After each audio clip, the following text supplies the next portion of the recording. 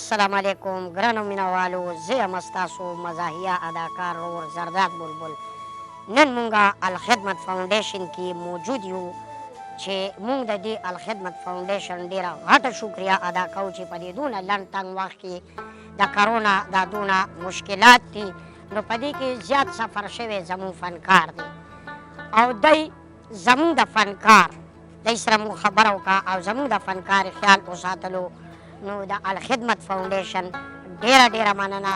مونږ ته دا پته نه وه چې د الخدمت فاونډیشن دا یو دونه غټه اداره ده، خو نن مونږ ته دا پته ولګېده چې دی که هندو دی او که مسلمان دی او که هره طبقه ده، دی د هغې خدمت کوي. دی وایي چې صرف خدمت د انسانیت پکار دی او دا حقیقت دی چې د انسانیت خدمت پکار دی.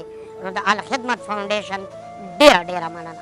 وومن آرټسټ اسوسییشن چیرپرسن سیده خان، دا خالد خان صاحب ډېره شکریه چې زموږ فنکارانو ته دا پیکیج ورکړو په دې سخت وخت کې چې کم دلته کې غټ خلک دي او د دې فنکارانو تپوس نه کوي او دې زموږ فنکارانو ته پیکیج ورکړو.